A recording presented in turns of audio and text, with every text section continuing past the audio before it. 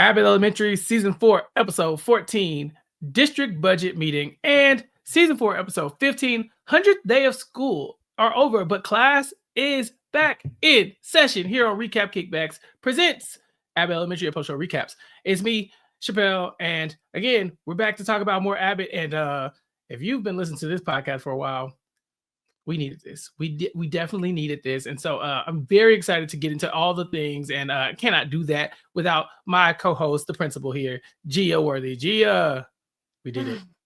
We made it. We made it. Happened. It happened.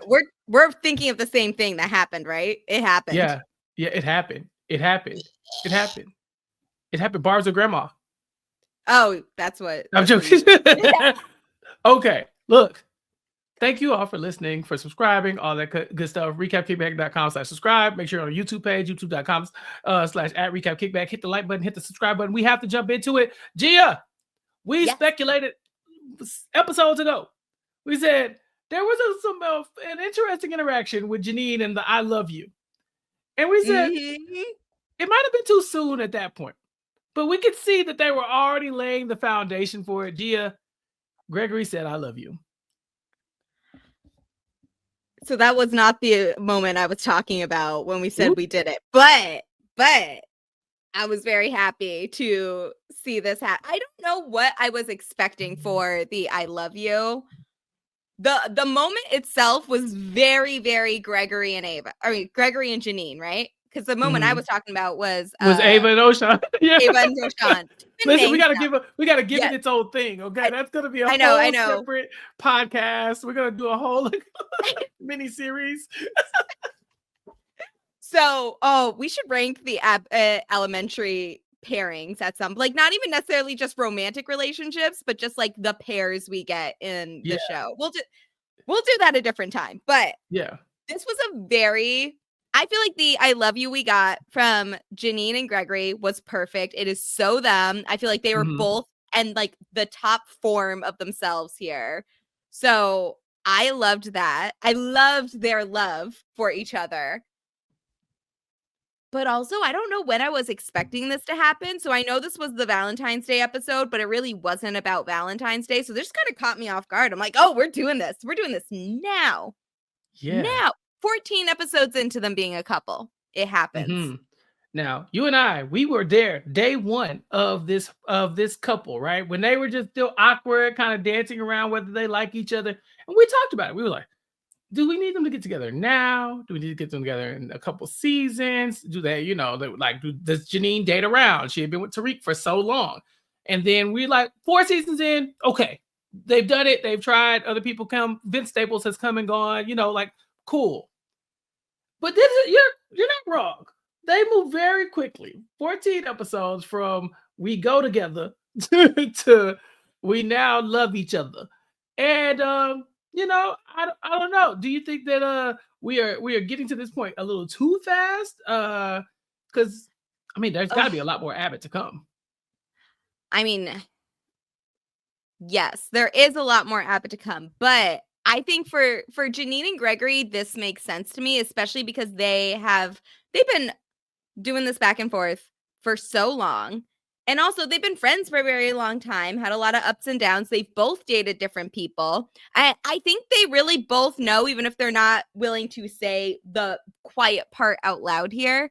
I think they're like, they know, or at least are strongly hinting towards like this is their forever person. I think they both know that, even if they're not going to say it right in the moment, but they just fit well together. So why not let them say I love you in 14 episodes? Like, if it was any other couple, I'd say that this was corny and made no sense and happened way too fast from when they started dating. But it's Janine and Gregory, so they are all kind of those things anyway. So I think this just makes sense, especially since it was kind of on accident, but on purpose, really. I get it. I understand the thought process here.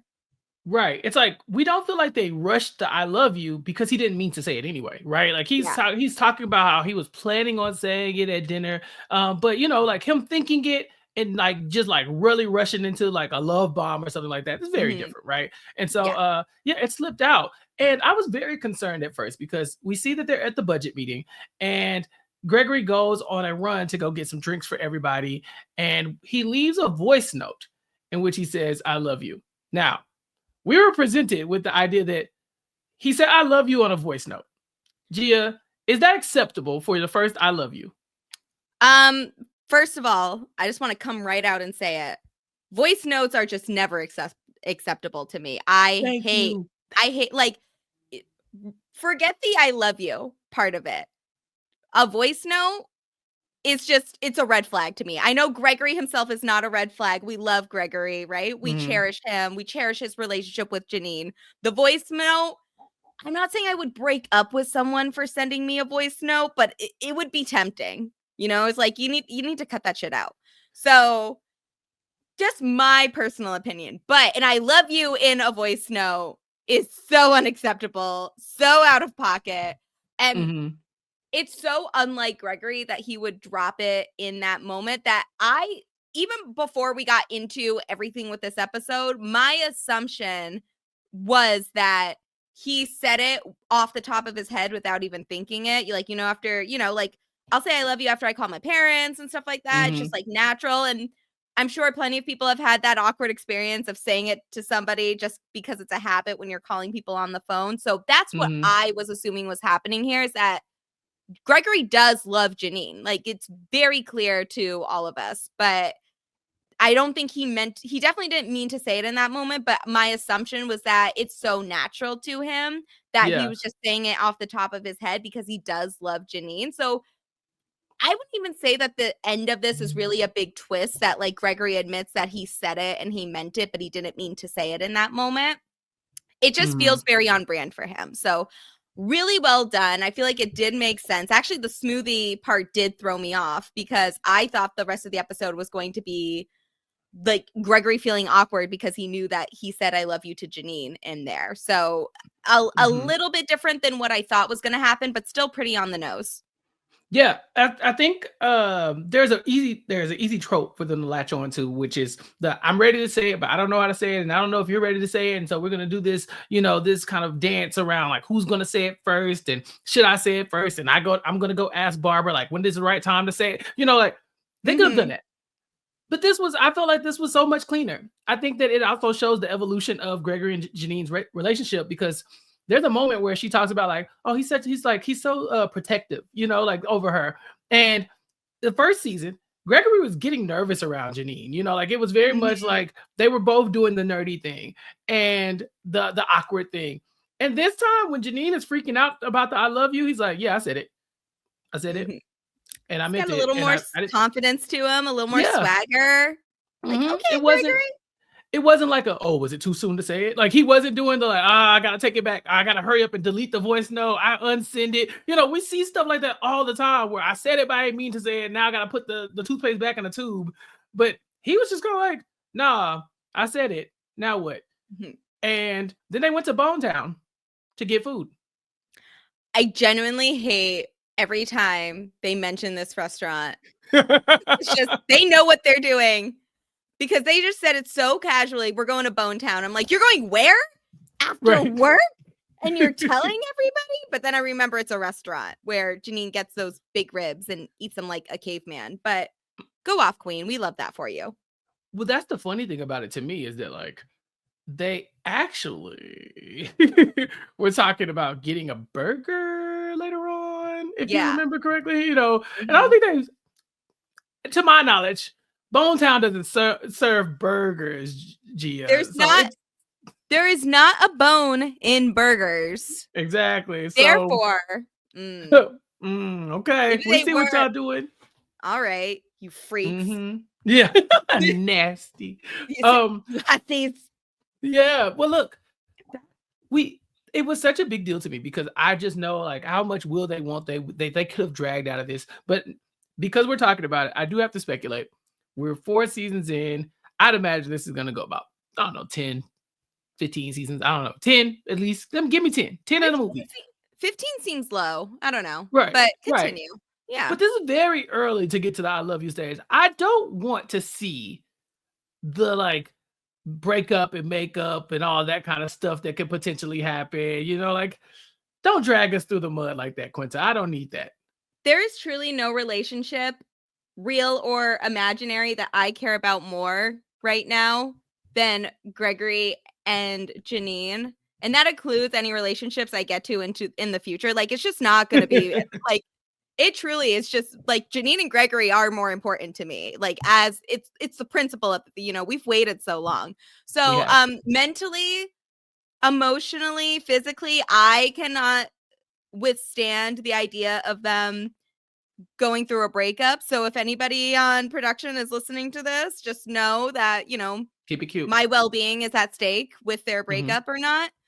I don't think we are necessarily need to be worried about a breakup, though.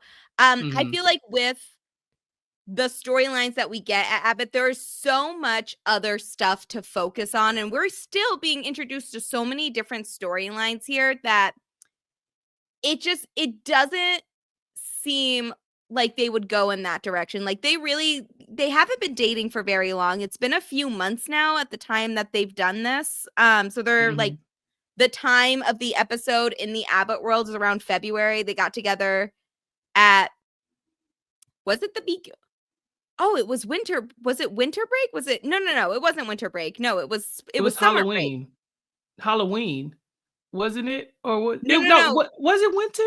No. Because winter was when Mr. Johnson came around as Santa. Yeah. I think it was the end of the school year. It was the end of the school during the summer. So, yeah. So they've been together for 8 months now, something like that. That's not crazy. And now that I'm saying out loud, it really isn't that crazy that they would say that it took them, I'm going to just say 8 months, 8 months to say I love you. Months. Okay, that's fine. That's appropriate.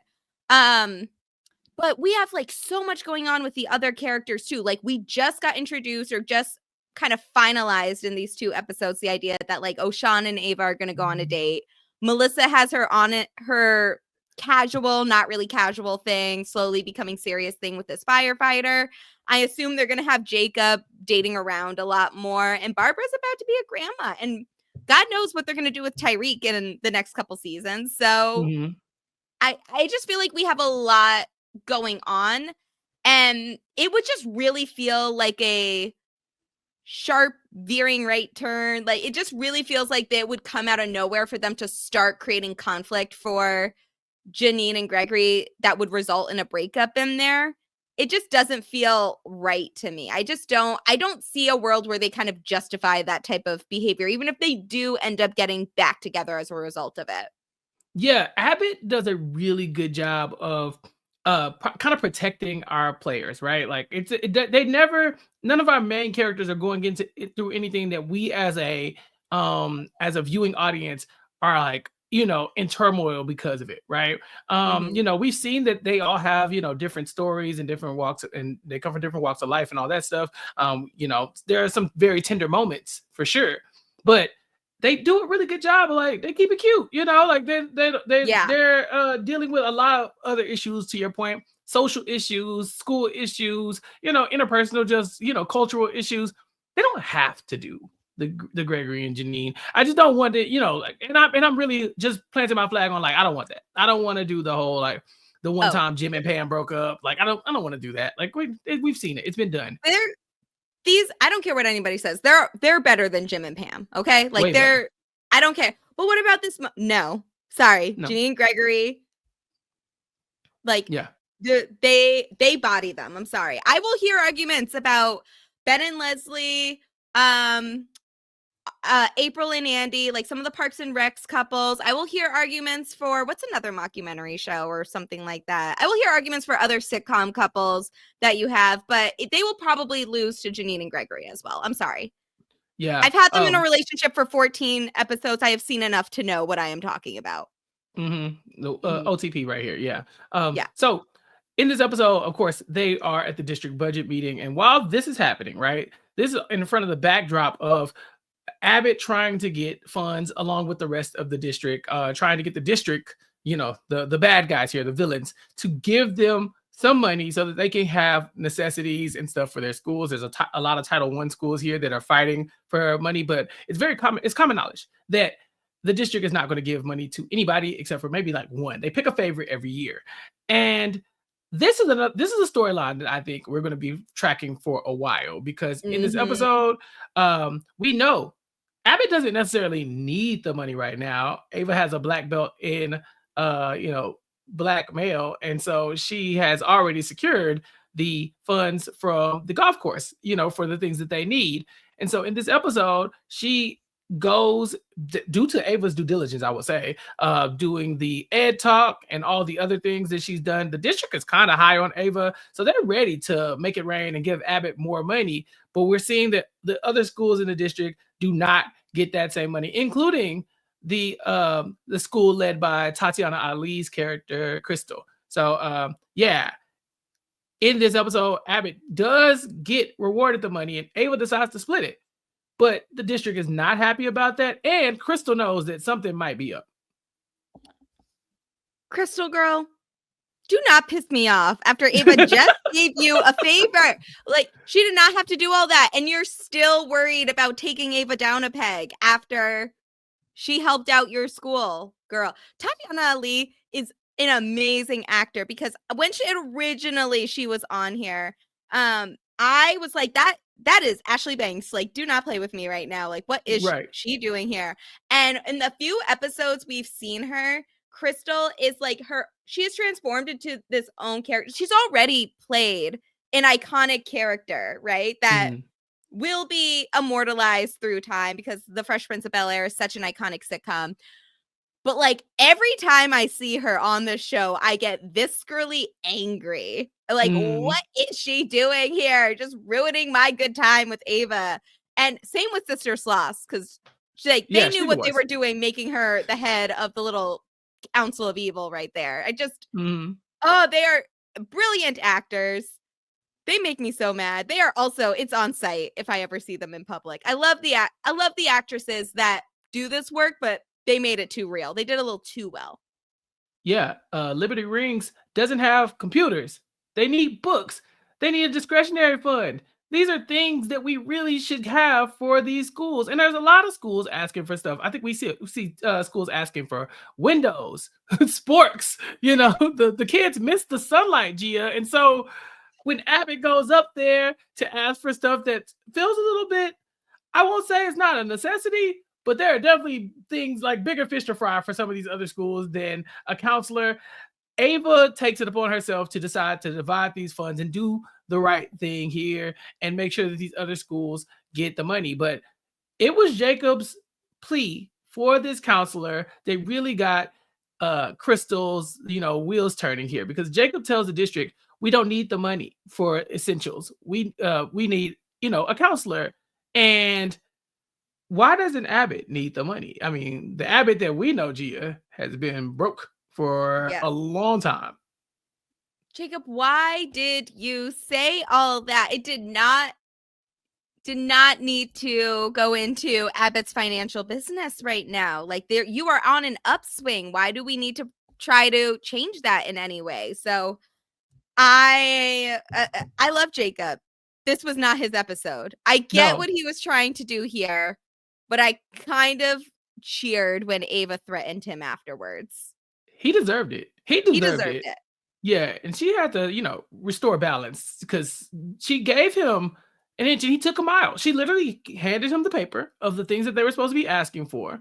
Yeah. And he went up there and went off script. And with the district, being upset about this thing that Ava tried to pull, dividing these funds up with these other schools, Manny tells them that the district gonna be on your ass. And we know that there is something for the district to find. So they have to be on their P's and Q's, but we gotta figure out how we're gonna get away with the extortion, gifts from the golf course, Gia.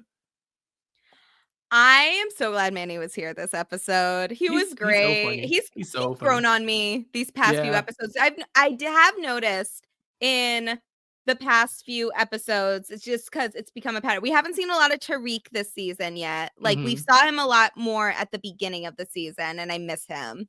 And then she's been mentioned a few times, but we really haven't gotten a lot of Erica. Right, Like, we right, haven't right. gotten her at all. She's been mentioned a few times, which gives me hope that she will be back at some point, but I miss her. I like when Yeah. Janine has friends that aren't just her work friends. Well, when you get in a relationship, you get in a relationship and then you're all in the love bubble and then you stop saying hi to your friends and blah, blah, blah. There might be a That little bit of the part. honeymoon phase going on with with Janine and Gregory.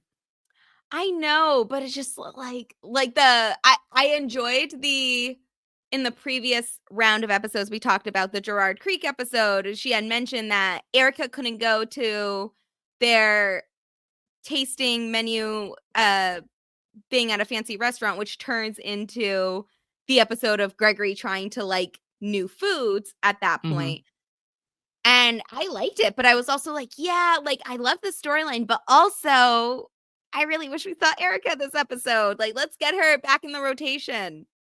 Mm-hmm. Yeah, we got Manny, and Manny is, he's kind of the middleman between the district Yeah. and Abbott because he's worked so closely with them, and he's telling Ava like, "We threw you a bone, but then you went and pissed the district off." And so, I'm very concerned. I'm very concerned about what it looks like when the district starts poking around and we have Gerard Creek. But I do think that it's going to be hilarious trying to make sure that they can keep this a secret with people like Jacob walking around. I just don't trust him to be able to keep his mouth closed. And so there are going to be definitely episodes where Melissa is trying to keep Jacob very quiet about the happenings at Abbott Elementary so that I don't know what kind of trouble they could get into, but I would be concerned if the district started showing up and I know we are like blackmailing the local country club. Yeah, but they're so easy to blackmail, Yeah, and they like suck. I hate them. they suck. But can you blame them? They're just so No. blackmailable. Mm-hmm, mm-hmm. And Ava Mhm. has a black belt in it, so I don't blame her. And Jacob's ask makes sense, right? Yeah. He wants to get a counselor to come in 3 times a week because these kids have problems outside of the school. We have to look back at RJ, who was our student, who he was very introverted. He wouldn't participate. It seemed like he was down, and Jacob really took a liking to him and helped him find a club that he would be interested in.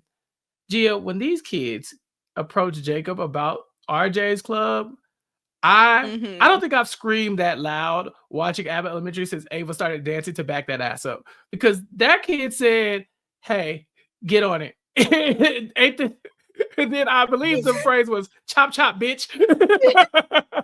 They said, and this is how kids talk. This and the beginning of this episode and the 100 Days of School episode, the kids were so out of pocket the entire time. It is so on brand for how children act.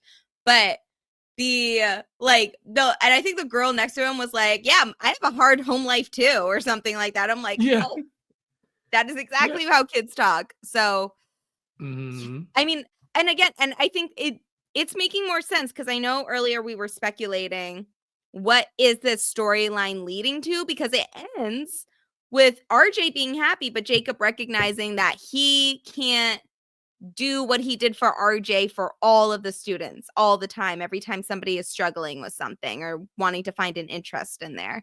So, and again, and they bring it up later that when Jacob is talking to Melissa, that he does want to request funding for more clubs, but also think about who's going to oversee these clubs, who's going to get equipment for the types of clubs we want to do, who's going to help run the clubs, advise the clubs. Like all of those things cost a lot of money and a lot of time that none of the staff at Abbott Elementary have to provide them with.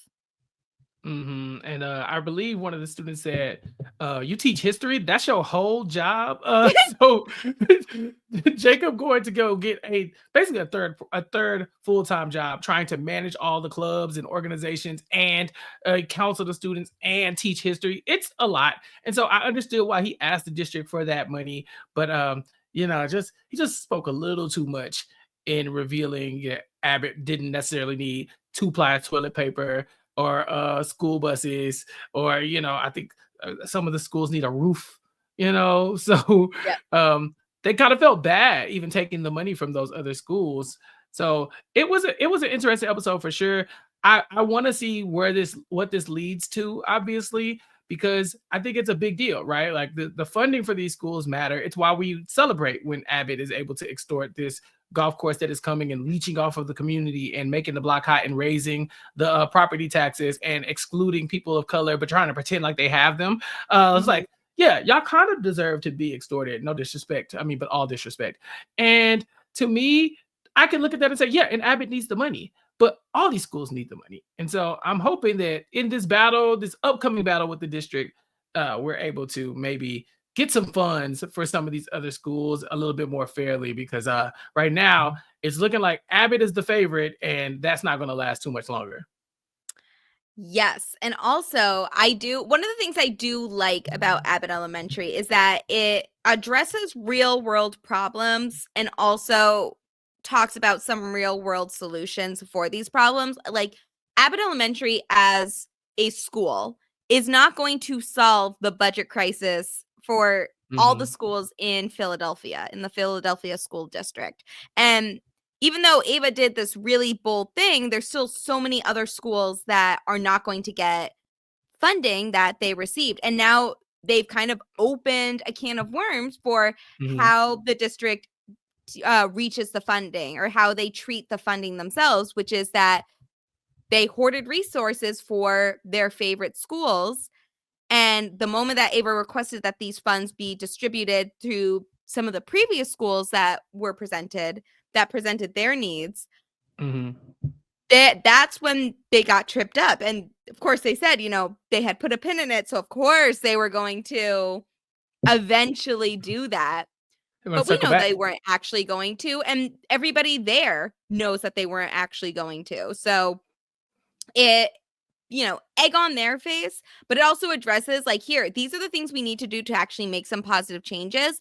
But there's still larger structural issues in how just education works in our country that makes it really unfortunate. And obviously we get into some very funny scenarios as a result, but a lot that needs to be addressed. And Abbott Elementary is not going to solve all those problems themselves, but they are doing their part to try to make things just a little more fair, even if it involves a little bit of blackmail.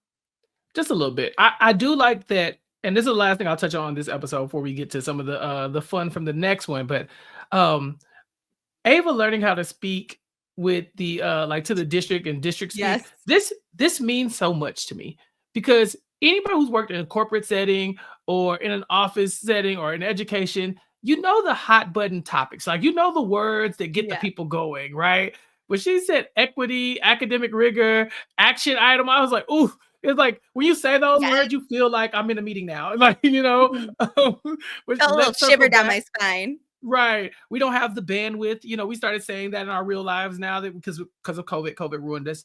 But I think that it's so funny because it's so true. You have to learn how to kind of speak the language and almost code switch in front of different areas just so you could get things done. And so with her mastering it, I was like, yeah, this is the Ava I love. I'm just kind of concerned about the outcome of some of this. That's all. Even Melissa was impressed with the let's circle back to that. What does a KPI mean? Let's circle back. Yeah, let's circle back. That's the best way of telling somebody, like, we're never going to circle back. We're not coming back to that. If I say let's circle back, you won't hear from me again. That is corporate fuck off.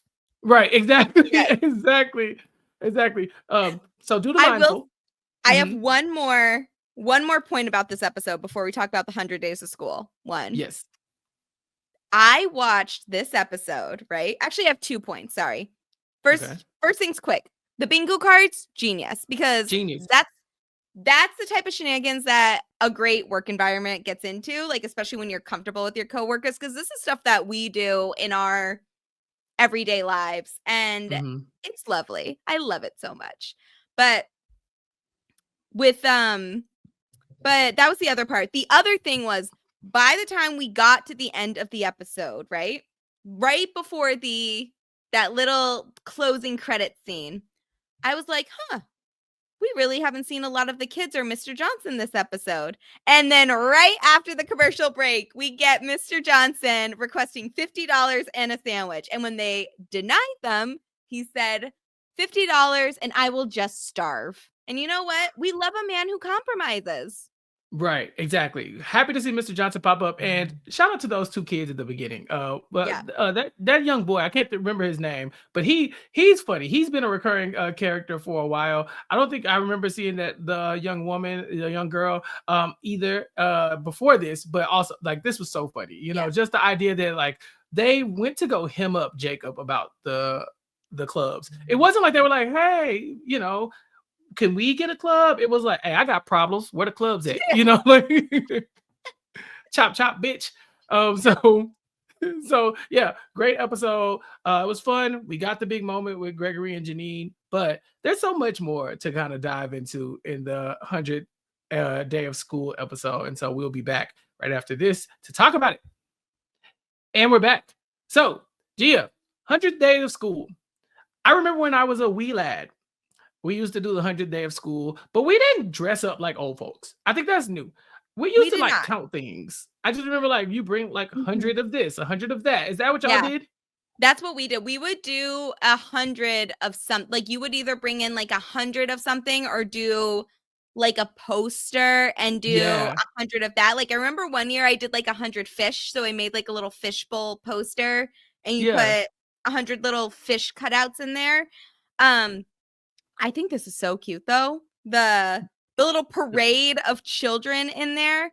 So I don't know if this is a regular thing in elementary schools now, but it was very adorable. And I do agree though that the concept of the 100th day of school has always been like a big deal. That is always that is something that in elementary schools is an institution. You know, there are rhymes and reasons and practices that are what's the word I was thinking of? Like a religious practice. Yes. What are they? It's I don't know. A ritual. Ritual. Rituals. Yes. There are rituals. There are rules, rhymes, reasons. All of tradition. This. Yes. This is and I'm glad they did an episode of this because I was worried we were losing some recipes without the 100 days of school. So it was great. It was wonderful. Yeah. I remember doing a poster as well. I remember I took 100 pennies and I spelled out the word like the numbers 100, but like 100 pennies. So that was like my 100 project. But here we get these little old people, and it's so much fun. I've been seeing it for years now. I guess it's like a relatively new thing. But I'm glad, like you said, they spice it up. They gotta keep these kids locked in because it's a long time before the summer. I do really like the idea. And I think social media, you know, whether or not you like social media or not, this is one of the more fun aspects of social media is that we get to see a lot more of these really fun moments of schools doing like their Spirit Week themes and people going all out for them. I saw one recently that I think would also be really funny for the Abbott Elementary cast to do. It was like 100, or no, it wasn't 100 days of school. It was a Spirit Week, but it was like Sunday Best Day. That was the theme for it. So all of these, you know, teachers, and I think that these must have been middle school students coming in with like the big church hats, the you know what I'm talking about, the cardigans, the long skirts, like the whole ensemble was in there, and it was lovely. I loved it so much. So it's things like that, more of that, because the kids get super creative here. I have to talk about who I am suggesting is our star child of this pair of episodes. If it is not Margaret, it's gotta be Margaret. Write. It's gotta be Margaret. It's gotta be Margaret.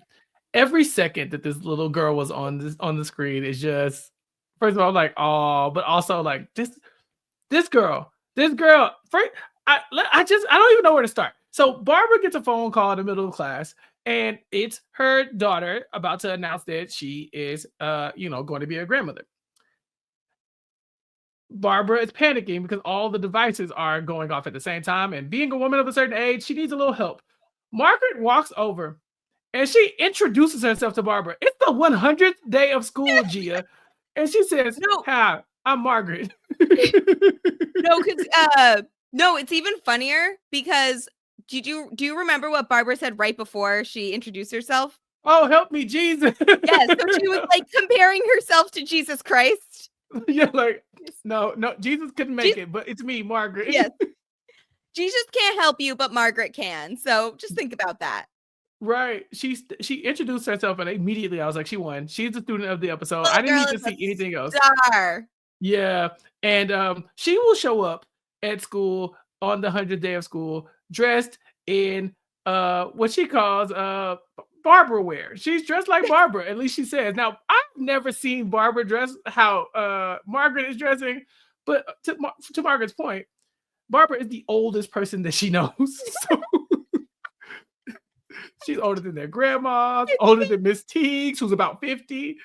This was so funny. I did laugh when they said you're older than like Miss Teagues, and she's like 50. Like, first of all, she did have the pearls, right? So we got to give her some credit. She did get the pearls in there. I'd say a little dowdier of clothing choices than Barbara would wear. But I kid you not, Chappell, the most foul and funniest thing that happened is Mr. Johnson chiming in right after saying, I want to look as good as you when I'm your age. In there, I'm like, that ain't right. That ain't right. But I'm going to think about this moment forever. Especially because just seconds before, when Margaret says, you're the oldest person we know, she says, you know Mr. Johnson. Mr. Johnson, yeah, you are older than Barbara, whether you like it or not. I'm sorry, sir. You just have to believe it. But the kids don't know people's ages. And this is a fact. Children do not know what ages are. They don't. I've had kids ask me if I was a billion. I've had kids ask me if I was 18. And then I'm in the last year. You know, like it just happens. And so Melissa points this out because she wants to make Barbara feel better. And they bring in a kid named Stevenson. And Stevenson, she says, hey, guess these people's ages. And he's like, Melissa's about 59. Well, you know, he said 49. Gregory's about 37, spiritually, of course. And then he gets to Barbara, and I believe he said 69, 67, something like that. I think he 65. Said, so Janine was 19, and Barbara was 63. 63. And Barbara was taken aback. And he's like, look, you dress like this, and you speak, did he say olden vernacular? Yeah, it was like, you talk like this. I can't remember what he called it. He said like, olden times. He said your diction from an olden time. Yes. He came with receipts too. He's like, I know my ages. Yeah. He was. Shout out to the kid right before him that said, I'm not touching that.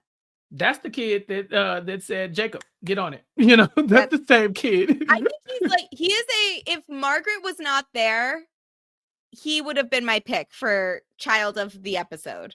Yeah, two good episodes for him. You know, like I said, he's pretty standard here at Abbott. But Stevenson was new, at least for us. And he told Barbara that she dresses old and she talks like an old person. And so Barbara's idea is to go and talk to Ava about a makeover. And this is what I'm talking about. She had to stuff her pearls into her pocketbook.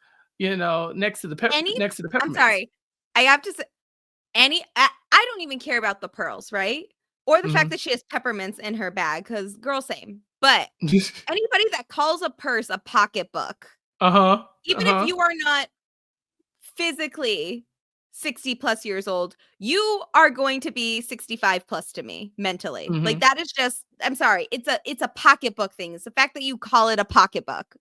I can hear it snapping, you know, like a pocketbook. Billfold is another one. Yeah, billfold is. I just like, what are we doing? Yeah. I don't have like any other immediate example. Oh, calling dinner supper. Ooh, that's a good. 70, that's another one. 70 years plus. Barbara's trying to avoid moo time. She's been told that the grandmas, they wear a moo. And I was listening to this and I was thinking, I know some people who are not grandmas that wear the moo because I think what they realized was that the granny's got it right. Sometimes you just want to be comfortable. Granny got her kids to school on time and her bills paid in that moo.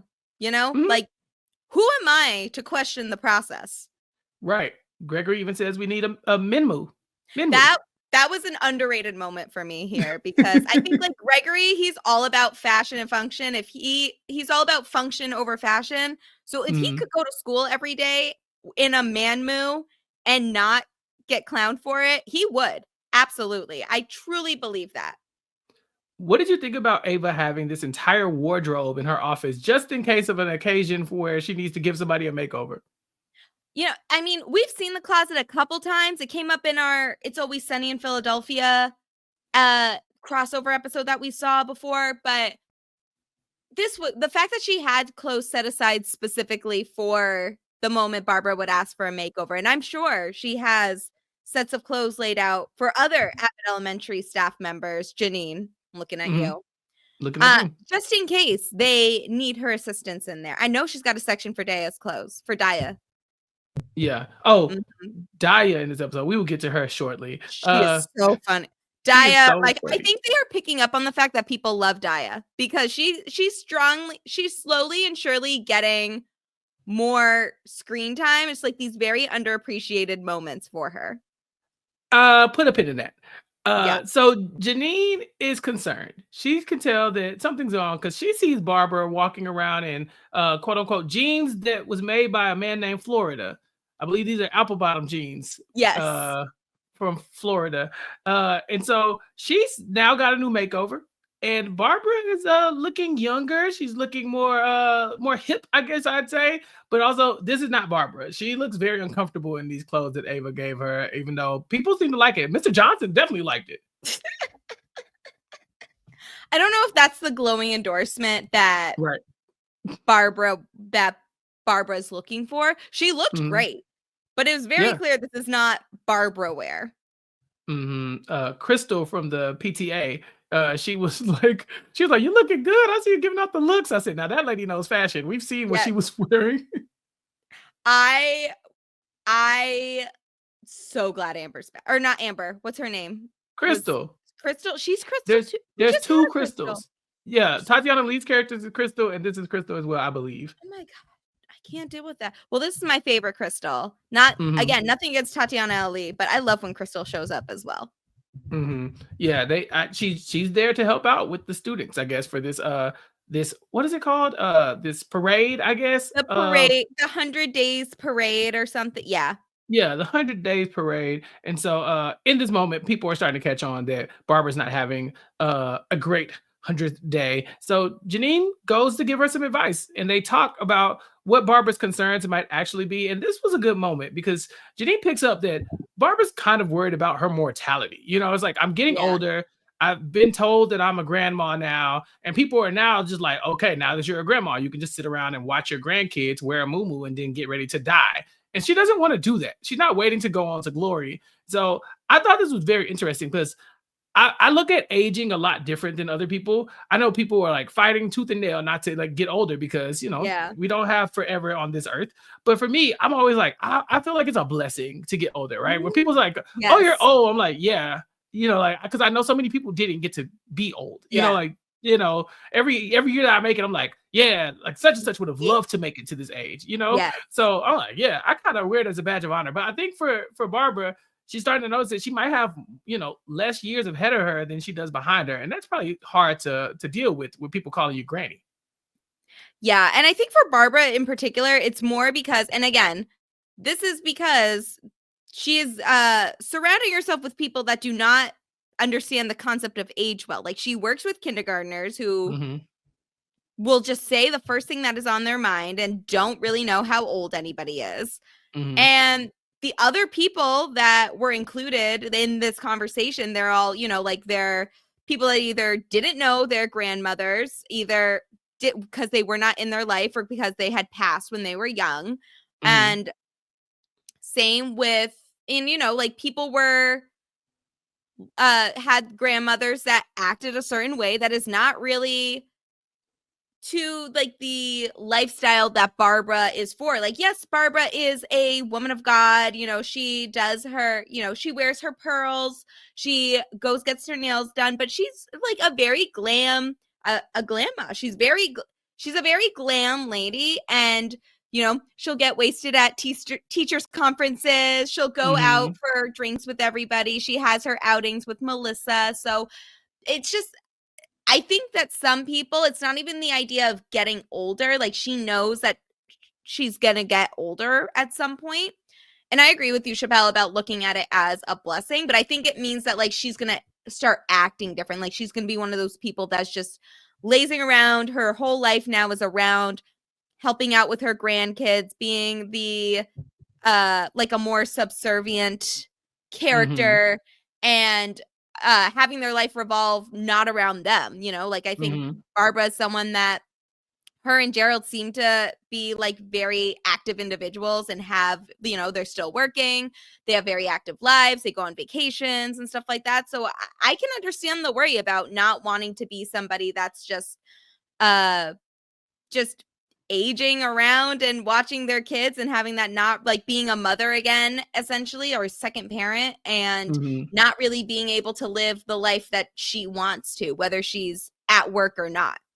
Yeah, it's like her daughter has a daughter or a kid, and then now all of a sudden Barbara is forced to be home health care. Now she's the daycare. It's like, no, I don't want to be the daycare. I don't want to keep the kid every day. Now, God forbid you take the kid to the other grandparent, because no, absolutely not. She's not going by grandma or anything. We're shutting this down. This is my glam child. But initially, she has to kind of tackle the idea of like, you want me to be a grandma. You want me to be at home and taking care of the kids and all this other stuff while you go and live your happy life. Out of wedlock? ? Barbara doesn't remember a wedding, so not saying that that this baby was conceived outside of marriage, but Barbara doesn't seem to remember. Exactly.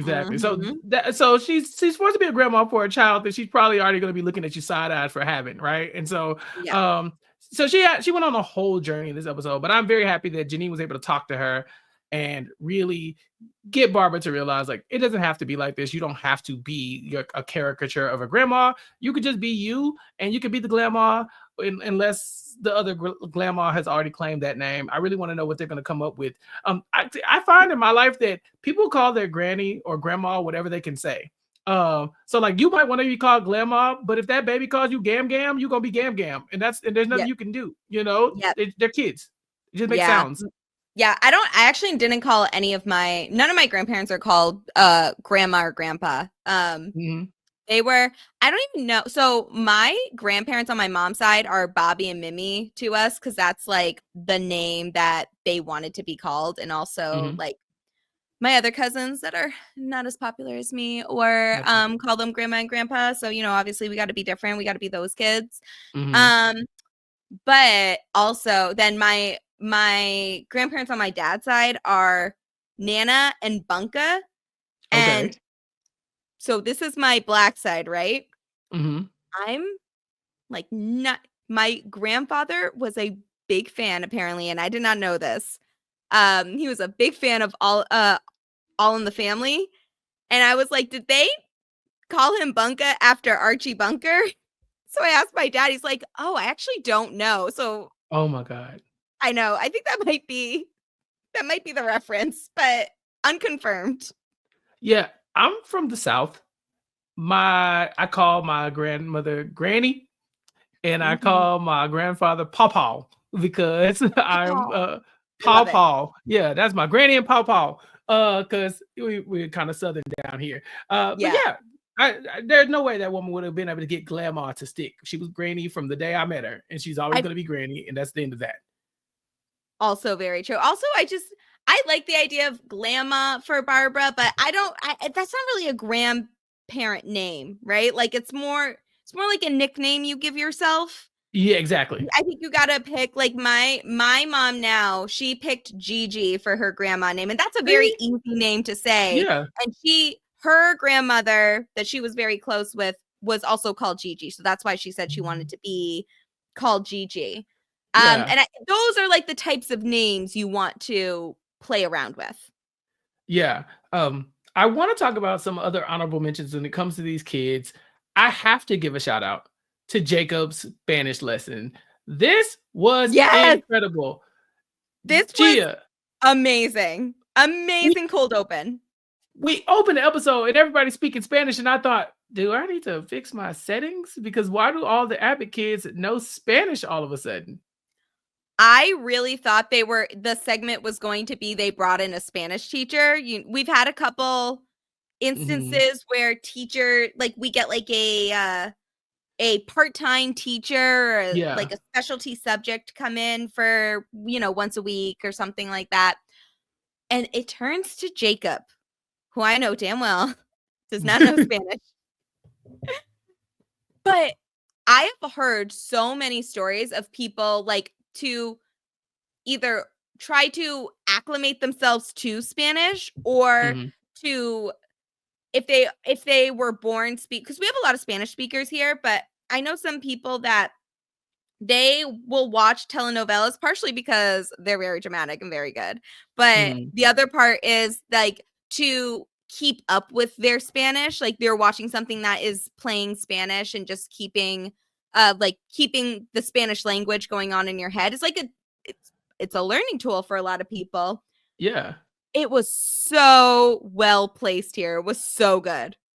Right. And these kids, I mean, the pronunciation, I was like, these kids are good. They really are. Mhm. I, I I have done this before. I have tried to basically teach myself Spanish by watching a telenovela. Um, when I was in middle school, there was this girl, Mhm. and she had a friend, and they would just talk and talk and talk about this damn novella that they would watch. And so I needed to get that girl's attention. And so what did I do? Yes. Had to go watch the telenovela. So I ended up binging, or not binging, but daily watches of Amigas y Rivales on Telemundo. Oh, you And got that title down quick. I was studying it. Okay. Listen, I knew the theme song. I was tapped in. I used to watch Laura. She had a talk show. I used to watch Segunda Cita as well. So like I was tapped in because I needed to get this girl's attention. So I felt this in my soul. Okay. Like sometimes you need to Yes. just turn on Narcos and learn how to speak Spanish. This was so cool. I think Jacob is an underrated teacher. I know Gregory has won Teacher of the Year before, but I think that this year I would really push for somebody like Jacob. He's been doing a lot of good work. Oh, yeah. I think this is not just about Jacob the character, right? We have been saying for a long time that like we love Jacob as a character and also his growth. And to this day, I think strongly, Chris Perfetti needs an Emmy.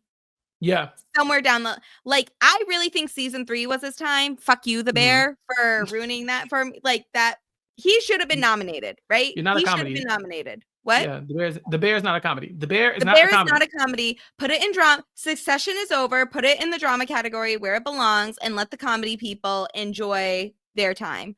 But yeah, I really think the actor himself does such a good job with Jacob. Really, I really would have loved to see him get an Emmy nomination in season 3.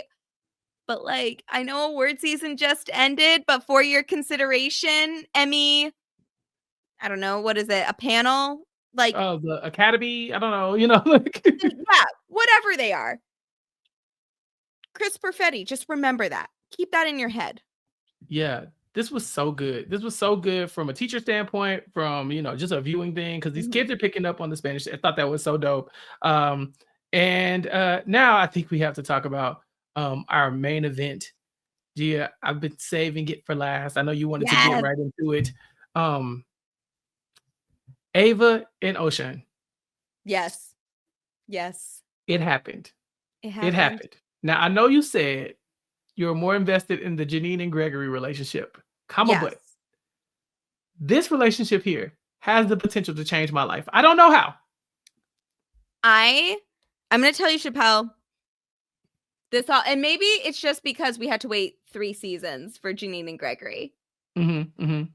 But this relationship has happened the build up to this has happened kind of fast for me. Yeah, Like, he yeah, already asked her out on a date, and it does seem kind of more Ava and O'Shawn speed. They don't have to yeah. be a replica of Janine and Gregory. Mhm. But if we're worrying about couples going through ups and downs in this series, I am more inclined to be worried for these two than Janine and Gregory. Ooh, I don't know. I don't I know. I love that. I love O'Shawn and Ava. I want to see if they go up and down. I will watch every hill they climb, as Amanda Gorman would say. But Of the two, I'm very excited. I want to see them go on a date or how the date goes. If he's just going to be around, like hanging out, like some bum boyfriend, like the whole. I know he has a job, but still, I feel like he's going to be just like hanging around for no reason now, and which I don't hate. But if we're worried about these couples staying together for the long run, these two are very interesting to me because it does feel like they went through the motions a little quick. So I'm curious to see what you think about this. So to me, it's just a date. It's just one little date. You know, I think for Gregory and Janine, we were like, oh my God, for the love of God, hurry up. You know, it's like stop dancing around each other. But we were there. We were there when Ava met Oshan. And it was there. Ava was looking at him like, oh, he has glasses on. Are you serious? You know, and she very much was not giving him the time. But then every episode that he comes up, there's a little bit more. Oh, he's been texting me. Oh, he's been helping me with this, that, and like it's just been building. So they've been laying the groundwork for a while that this was coming. And then in this episode, he's just like, yeah, I think I'm gonna ask Ava out. And I got so happy because I started thinking, oh, this is gonna be fun. I'm like Gregory and Janine. Ava is about to put this man through the ringer, but he seems a little unflappable when it comes to her. You know, Gregory and Janine are like, this is Ava, okay? She talk money. She needs lavish things. She needs to be pampered. And he's like, okay. Yeah. He doesn't even flinch. I think that's the kind of energy that Ava needs. And Ava doesn't cry either. She's not like, hey, before we go, I need a helicopter and I need I need 5 I need Michelin stars and stars with an S. She doesn't do any of that. She just goes with the flow. I was thinking, oh, this is gonna be a good one. This is the one. She's tricking him into thinking that she's chill. All right. He's gonna find out. He's gonna find out late. Yeah. But I love it. She's giving indifference, and I love that so much. He goes, hey, you going to go on a date? She barely looks up from her phone. She said, yeah. And then he just walks out. Yep. I said, what are we doing here? You know, what are we doing, Ava? I'm so excited. I'm so excited. I know. I need to see the next few episodes. I'm very curious where this is going. Yeah. But I loved the side story of just Janine and Gregory being in their business so much. Like you can tell Sean regretted telling him that they were going to ask, that he was going to ask Ava out. And it's such a head ass couple thing to do. Yeah. So this is just so on brand. It's Janine and Gregory, so we love it. But this is such a we're together and happy. So now we're going to team up and make sure that Oshan is prepared for Ava because we are experts in Ava's everythingness. Yeah, I mean, we don't see Ava with a lot of like we've seen her with like her homegirls, right? When they're doing the bar crawl and stuff like that. But in the school, she's kind of talking to her subordinates, you know, in a lot of ways. And so they learn a lot about Ava, but we don't see a lot of the interaction between Ava and them on a personal level, right? We just see kind of like Ava coming in and dunking all over them. But she has an interesting conversation with Daya, and she is telling Daya that like, yeah, she knows she likes him. She's a fan of Oshan, but you know, he's always asking her about like her likes and dislikes. And she really just wants to know, what are you gonna do to me? You gonna bleep me? You gonna bleep me? You know, I'll bleep you. She'll do the same. It's mutual. She'll bleep you back. And Daya responds in an interesting way. And that's why I said, let's put a pin in Daya. Because Daya says, I'm building a case against you. Look, in a vacuum, I would not be concerned. But can we trust Daya? When the district come a knocking, is she building a case against Ava?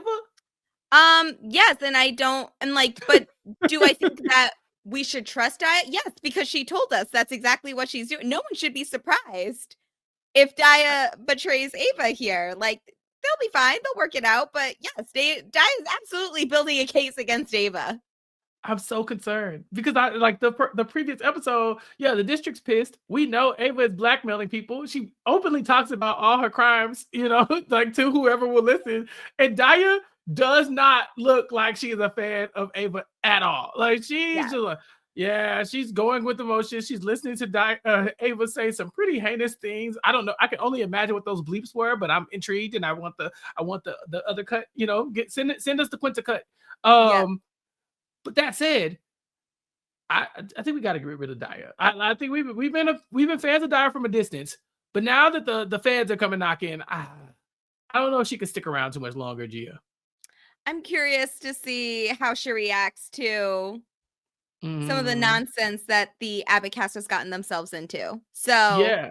I'm interested, but also we can't say this woman has been fired like 5 times by Ava just in the seasons that we have seen with Dia in it so far. And who knows what was off camera, like who knows how many times she's been. So it's not like I love Dia. I think she's such a fun foil to just a lot of these cast members are good foils for just the nonsense that Abbott gets into. Like the substitute teacher, I'm so sorry, I can't remember their name, that came back for the budget episode and was saying, you Abbott people are weird and everybody talks about it.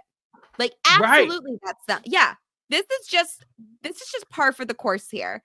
So I do want Dia to stick around, if only to be a foil to the nonsense that happens in Abbott Elementary. So I hope it doesn't turn into a situation where we either get Dia or we get Ava, because obviously we're picking Ava, but I would like both. I hate seeing 2 queens pitted against each other. That's true. I just feel like we haven't had a big, huge conflict since Legendary Schools. That was like the charter schools coming to shut us down. We should all be on alert. It's Abbott versus everybody, Abbott versus the world.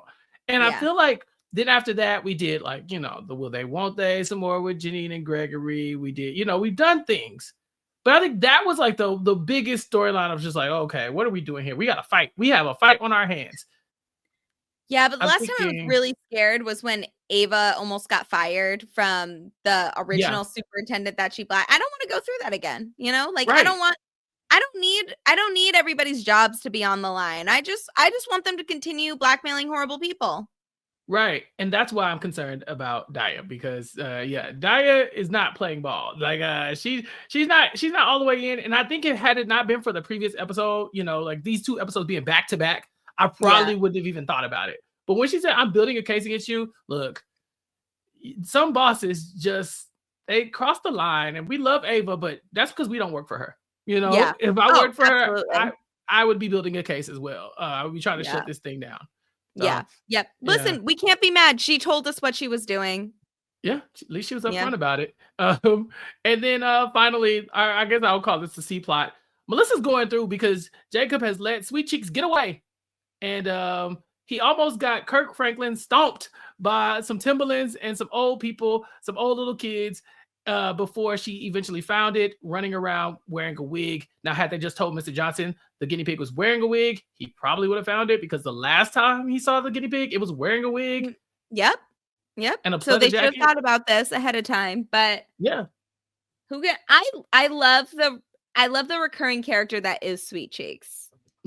Like, they really haven't brought up any of the other class pets, but like ever.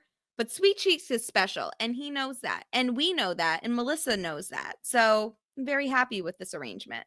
Yeah, and I was very happy with these 2 episodes. Gia, is there anything we missed that we need to touch on before we go? Oof, I think we covered everything. Everything was great. I think the 100 Days episode in particular, like the budget one was a plot centric episode, right? Like this is they are going to be referencing this episode later down the line. It's gonna come up. The 100 Days episode is more of an isolated episode that you can just watch and enjoy at any point. You don't need to know anything else that's really going on in the Abbott Elementary universe. We just know it is the 100th day of school. Honestly, it's one of my favorite episodes of this season. It was very funny. I think all of the plots were really strong. We got to see so many great characters here, and it was just really funny. It was fun to see, and it was fun to see kind of like the growth that happens for a lot of these people. I really enjoyed it. So both good episodes. I would say the 100th day episode is kind of amazing, and I'm very excited for the next few episodes we get. Yes. And I only have one like lingering question, and it's not something we need to answer right now, but I'm dying to know who's going to be our 3 days a week counselor when the time comes, because we've had some iconic cameos here. So I thought that Jacob was going to end up switching from being a teacher to a guidance counselor. That's what before they got into this budget request thing for a guidance counselor. So I think I was wrong. Wait, we don't know that yet. But we don't know that yet. But I Yeah. think we had the lead. Even if it does end up with Jacob becoming a guidance counselor, I think that there is going to be at least another guidance counselor that we meet before then. So there's going to be like a new character being introduced soon. It's just a Or a matter replacement history teacher, you know? or replacement history. Listen, all I'm saying is if they haven't cast the guidance counselor yet, I know this man named Bryce Isaiah, who I just personally think they should give Bryce a call. They listen to this podcast. So I feel like now yeah. that Quinta, you hear us, you know, give Bryce a call. I'll just put his phone number in the show notes and they can, I assume, just send him a contract right away. You know, like what else do we need at this point? Exactly. Yes. So I just, if you guys haven't checked out the Purple Pants podcast, I would say just go do that and agree with us that like this is Abbott Elementary's new guidance counselor. Yeah. And check out everything that Gia has going on. Gia, what are you working on right now? Oh my God. What are we not working on right now, Chappell? We have had we had a week break of Abbott. We had a week off of Abbott Elementary, which led to this being recorded when it was. But we've done so much in the past few weeks. So Survivor is officially back. Yes. Let's get that out of the way first. So I did a 50-for-50 over the off season. Me and some of the Inside Survivor writers did a 50-for-50 draft where we each drafted 10 players and wrote an article about them for who we wanted to see for Survivor 50. Me and Christine Palin, who is my co-writer on Inside Survivor, did a Brant Steele with each of our 10 picks and did a Survivor season with that. We did a simulated Survivor season. My team got decimated, but it was such a fun time. So I regret nothing. It was fantastic. But now that Survivor is back, we are still doing our weekly roundups on Inside Survivor. And I am doing weekly recaps on my podcast on Silent Podcast called I Don't Know About That. And also, speaking of Brant Steeles, Chappell and I were joined by Isaiah Goins, and we did our own Brant Steele simulation, Survivor one. We did Survivor Heroes versus Healers versus Hustlers. I really miss the out of pocket theme names. They're so fun. But we did a simulated Survivor season on them. I don't think I should say the winner in case you haven't watched it. No, but we are in works of figuring out the platform or the format for our second season. So this is going to be a series of podcasts in here. But if you haven't seen our first Black Survivor, Brant Steele, it has all black cartoon characters. Fantastic run. We all had a great time. Definitely check it out. And I think that's it was everything. so much fun. Yeah, it was so much fun. Thank you, Gia, for that. And for keeping these Brant Steeles alive, because we're going to try to do like one a month. We also might have some March Madness ideas here for the Abbott crew. So stay tuned for that. And then check out Recap Kickback for more content. We are covering Clean Slate, starring Laverne Cox and George Wallace on Amazon Prime. Mari and I have recorded our recap, and that should be out this week. So make sure you go and check that out. And then tune in next week to see what else we have coming your way. But until next time, class is over. We will see you all later. Peace. I've been trapped behind Maria, isolated like it's North Korea. Smaller city with some bigger dreams. The wall is cracked, I'm looking in between it. The world is yours, but man, I gotta see it. They say it's hard, but man, I gotta see it. The air I'm breathing can't feel my chest. Wait on life, I wanna hold my breath. I'ma get in my goddamn self.